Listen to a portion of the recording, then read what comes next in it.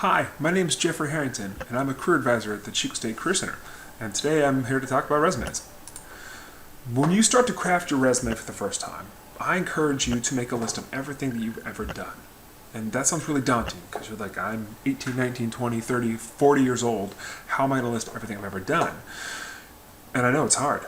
So here's what we're going to do. We're going to try and list things that we think are going to add value to employers, such as full-time jobs, part-time jobs, volunteering, clubs, organizations, traditional things you might think go on a resume. And if you're thinking to yourself, Jeff, I don't have a full-time job, I've never had a part-time job, I'm not really involved on campus, okay, cool, let's keep exploring this list. Chances are you're either a student or have been a student, so maybe we talk about courses or classes you've been a part of. Maybe you have a class project or a research project that's really giving you cool skills to the industry you want to go work in. Maybe you've done some cool software work where you've edited videos or photos, or maybe you've used AutoCAD if you're a designer or some sort of construction student. You maybe have some really cool software you want to talk about.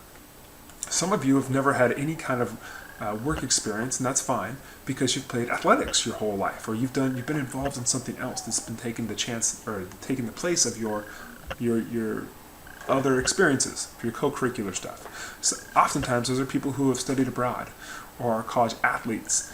And at that point, let's talk about that experience. Some of you even are lucky enough to speak a couple of languages. So if you have that, let's write down, I speak Spanish, or I speak Punjabi, or I speak Mandarin. What we're trying to do is make a list of experiences that are helpful for an employer to then possibly hire you in the future. Because this document is supposed to sing your high praises when you're unable to be in the room. That's the whole point of the resume. So after we list all the stuff we've done, we're going to put them into categories. Some simple categories are stuff like education, languages, work experience, and volunteering. Those are 4 simple headers or titles in which you can categorize your content on your resume. Additionally, if you want to get real specific, you can start to put stuff like industry-specific titles like teaching experience, or coursework, or industry projects, and the list goes on and on and on. And my point with showing you these is that you can start to really hone your resume and brand it and market it in a way that focuses on who you are and what you want to be seen as, which is kind of fun. So stuff like honors and affiliations and presentations or specific field type experience. So when it comes to making your resume, we're going to take that list of stuff you've done, and then we're going to put on a piece of paper called a resume.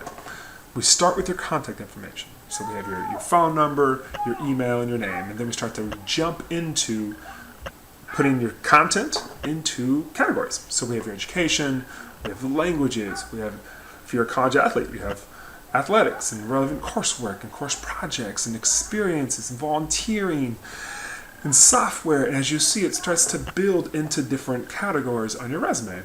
And perfect world, you have a full list of stuff in your resume, but chances are you maybe only have 1 or 2 or 3 of these categories that you can write about. And if that's the case, great. Let's dive into it in depth.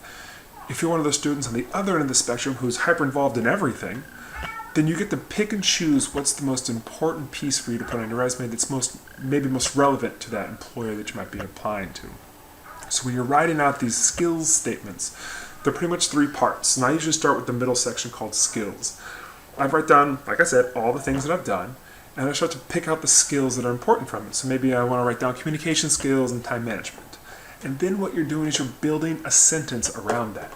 You're adding in the verb and what we call the task, which is the who, what, when, where, why, how. It's all the evidence of success and how you did that skill. So this first one says, I'm working on my communication skills. So I enhanced, that's the verb, my communication skills, which is the skill. And who, what, when, where, why did you do this? Well, I did it by working one-on-one with students to develop better study skills.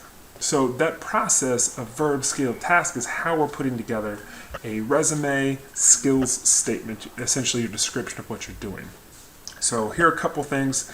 Pause the video, read these. I threw in just a couple of examples for classroom aides or people who want to be teachers. That's a lot of the population that I work with, but we could contact us and we can jump into all different types of descriptions for jobs. If you ever want to work on them, I strongly recommend it. But ultimately what you're doing is you're asking yourself is, does this content add value to the person I'm giving my resume to? That's the hardest part. So that's where you're trying to figure out, after I wrote all these sentences and put in all this work, are these actual descriptions adding value to that employer? And that's something where you and I can talk, or you and an advisor within our office can talk and really look at that. But I think the real trick is look at it next to a job description of what you're applying to. If your skills and experiences are matching that job description, you're probably doing it right. If you have questions, my suggestion is to look into this career planning handbook. It's on our homepage. I'll show you. It's right here. There's the Career Center login where you can log in and make an appointment. And then right beneath that, you can click on the career handbook and look at all the different types of resume samples, cover letter examples, etc. So my suggestion, like I said before, watch this video a couple times. There's a lot of good information packed in here. Or make an appointment. We're still open. We're online. I'm doing this from home, as you can probably see my backyard behind me. So make that appointment today, and we can talk about your resume and how to make it awesome.